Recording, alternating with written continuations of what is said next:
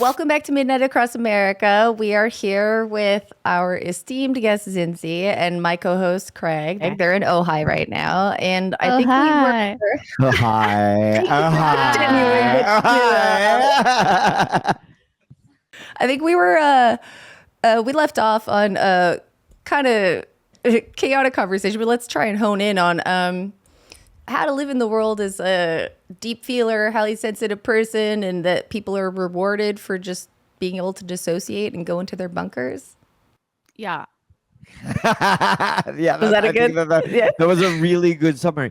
But I think specifically like this question that you asked, I don't know, I might script the quote, but like, do you think that it's better to be inside of a bunker than to open up your bank accounts and be with people?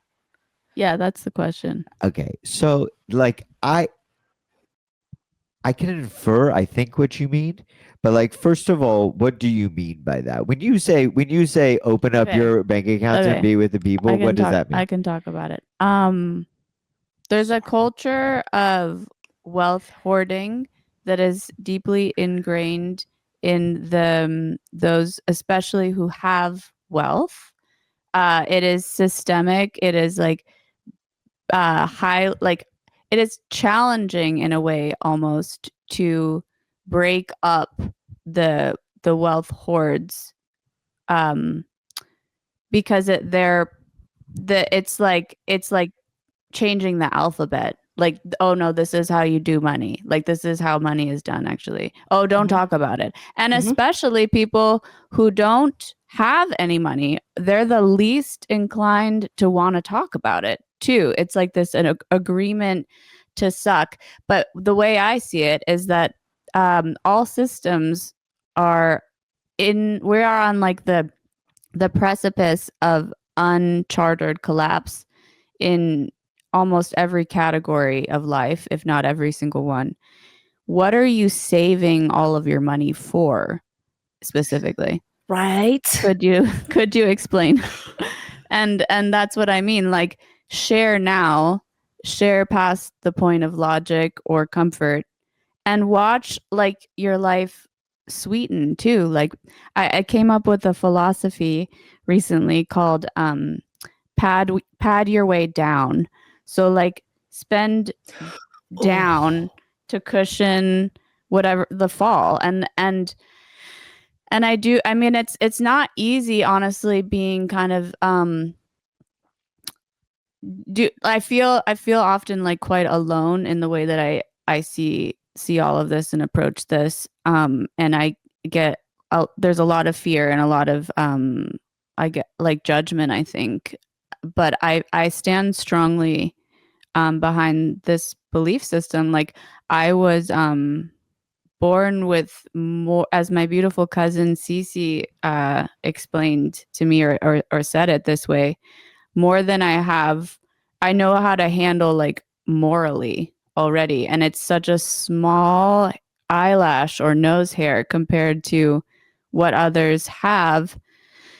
And yeah, the impulse I think of both of us is just like to share frantically all the time. And I don't know. I don't know of another way to be, but it is alarming that the sort of natural inclination, I guess, for many is to sort of seize up and hoard even more in the face of fear. I wanted to like dig in on this like natural inclination thing, because like I don't know, is that natural? Like you just said that you and your cousin, feel pulled to do the opposite. And I for me, in my circumstance and family, having wealth, like I feel like an alien there, because my feels like my natural inclination, but also it's like a learned inclination. It's like a combination of the two, is to like, what the hell am I supposed to do with all, like, why wouldn't I? It's not mine. It wasn't mine to have in the first place. It's energy. And it isn't ours. It's meant to stay in flow. And it's a good question. Yeah, what is Mhm. natural? I think I don't actually, it feels very unnatural to me, but I do understand that thing about fear and like wanting to protect and like hold on to things more tightly in the fear, or how in times of upheaval and peril, I do think that the tendency to hoard increases, and I do think that's like natural. Like if you look at squirrels preparing for the winter, you know, they're what they're doing. Like I understand it, you know, but what I don't understand is the infrastructure that continues to reinforce like a lot of the injustice that we're witnessing. And I do think that it's an exciting moment in some ways because we're watching it truly like dissolve, and it's going to be these sort of like the gaggle of billionaires now running the show. It's in the grand scheme of things like comedic, because like Mother Nature will have her revenge and none of these rich boys will be able to buy their way out of it. Like, period. Mm-mm. Bro, it's dropping heat. Like I don't even know what spot to like grab onto. Mallory, I think so. Go ahead. No, Well, I mean, please I'm go. thinking like that there's for me, I think it's like all the rich people who are coming up in wealth. It's like again a deeply ingrained thing in capitalism, which serves the rich people to hoard and have it be something that we don't talk about. But I keep thinking of this question of like, would you rather be in a bunker or like in humanity? And it's like, even if you could use your money to so you're the last person alive, like what the fuck kind of life is that, man? I know. Okay. And so check this out. I'm going to be controversial here. Okay. I think that I would like to not be with people, especially in the post-apocalypse. Like I'd rather be dead than with the people. You know, like I actually find survivors are like terrifying to me in that context. You feel me? Like, well, sure, but that's like you're bracing for like the worst possible scenario, which is what they like want to happen. And so what I'm saying is that like, and I'm calling myself out here, maybe wrongfully, but and now that I'm thinking about it, like I feels like I should be honest. I wouldn't want to be around the people. I don't want to be around the people now. I certainly don't want to be around people who are like stressed even more. And so I identify I feel you. with, you know, No, I feel you too. And I identify with them, but I also wouldn't want. Now here's something kind of interesting maybe.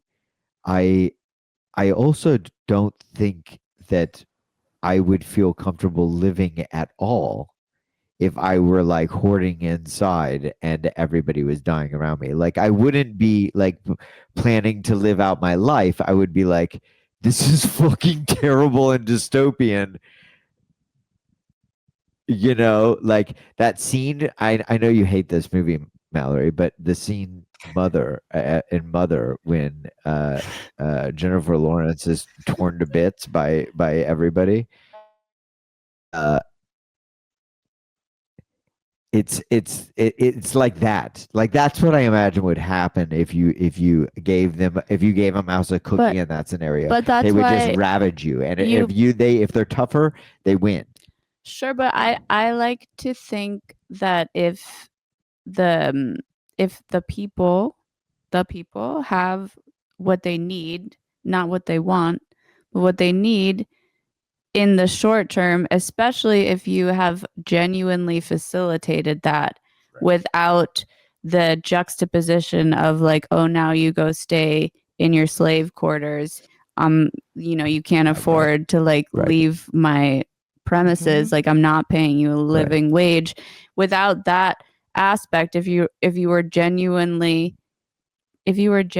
generous, then perhaps you wouldn't get torn to bits. We moved swiftly past Zinzi saying that you were developing something. No, I agree. It was nice to hear Craig say that, because I think just watching people in nature is entertaining enough. Yes. And I've been working on a project called Horse Tour for almost 2 years that's about to go for sale.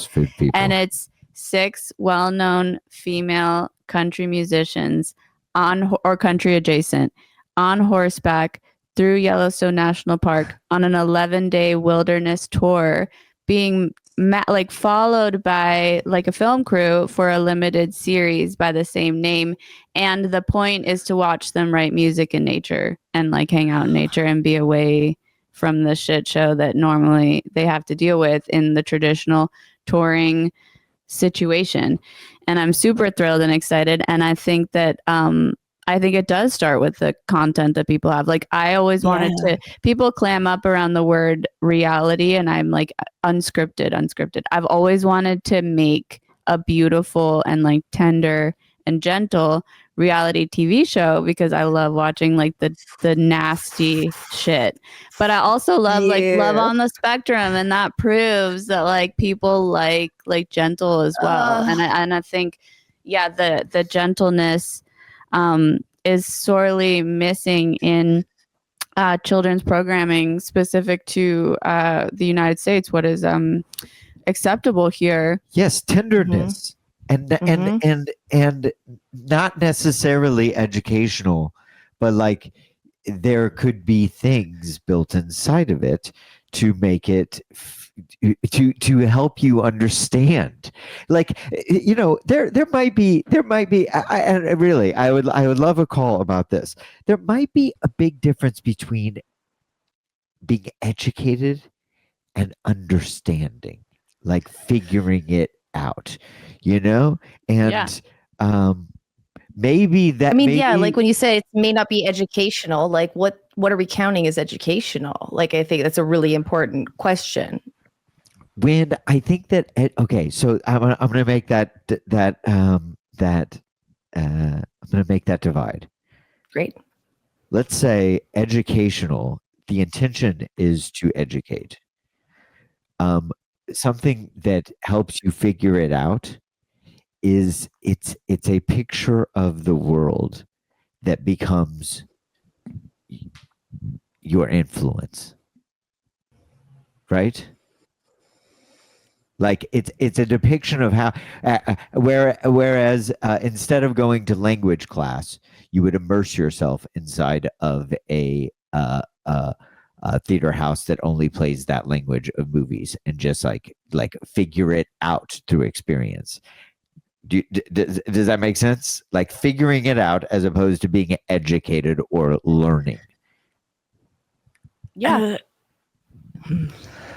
Yeah. Yeah. Okay. Understanding is different than like internalizing information and like of course, because that's what back to like the previous point. I don't believe that any no, we learned about like Robin Hood, you know what I mean? Like as a good guy.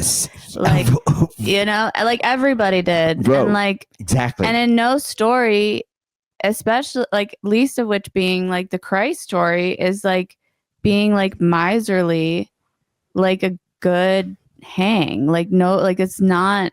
I don't understand where the disconnect is coming from with all that, and like the lies that people are telling themselves right now are we just had a wonderful performer, an artist on our show last episode, and if you did not see this episode, you must see this episode, you at home.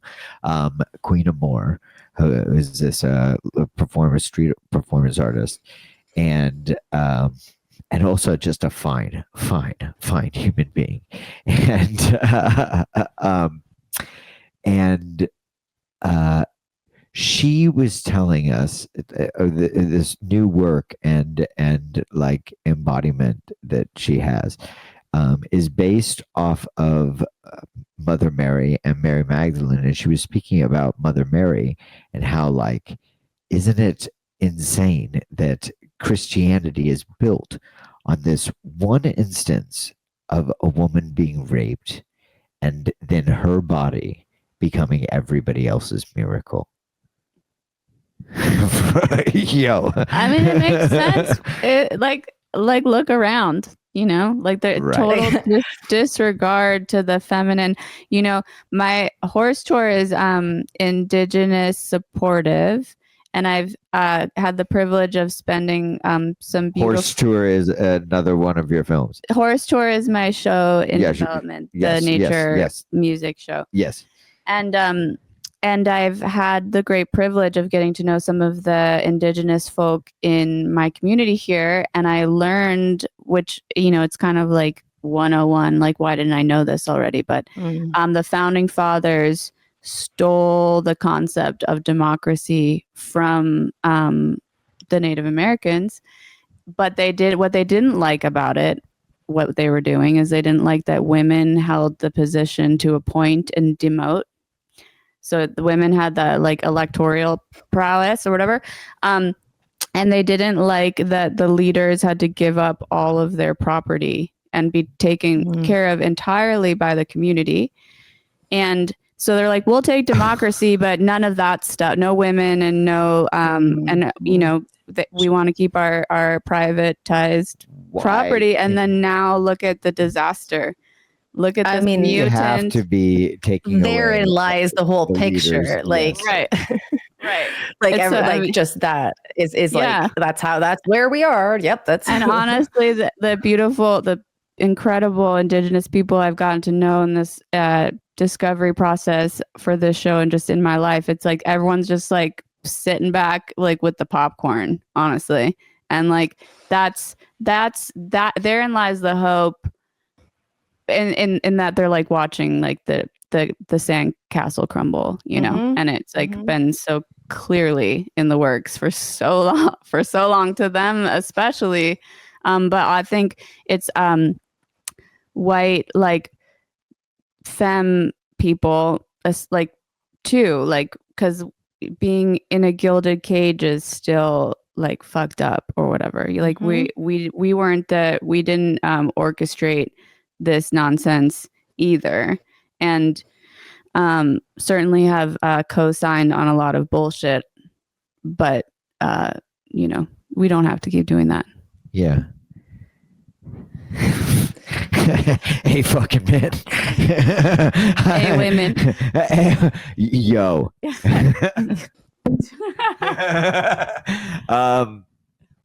Craig, I have one or two thoughts, if you don't mind, because you're... Hell yeah. Well, do I mind? You decided to bring Everybody, welcome Chris, our director and producer, to the show.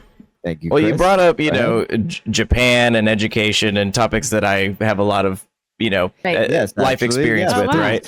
So, I think it's very interesting how you bring up about the cartoons and, what that media, how that reflects on that society. And I think a lot of what you talk about is, absolutely very fundamental. It's a very society first, think of others before yourself, like think of the greater good type society. And so I think that, and so I guess that my first thought, because you said, does it start with the cartoons? But I think it's so hard to like chicken and egg that, like the art that a society like generates and is going to gravitate towards. That it's the egg, right. Came first. Certainly. But my point is that, right, like a society that holds a certain set of morals is going to create and then enjoy art that kind of tends to reinforce those things, right? But I also think there is a reinforcing factor that happens, like because you're watching that, you're immersed in it, those values and that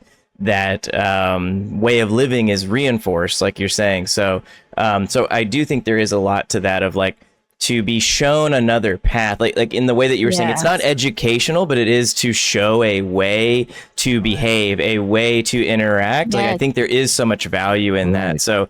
So And I don't we know. Those talked are about just that kind of my before as well, thoughts. Chris. Yeah, totally. The difference between a code and rules. Yes. Right? To live by something because you have found that it is a healthy and meaningful and Don't talk decent shit way. about people.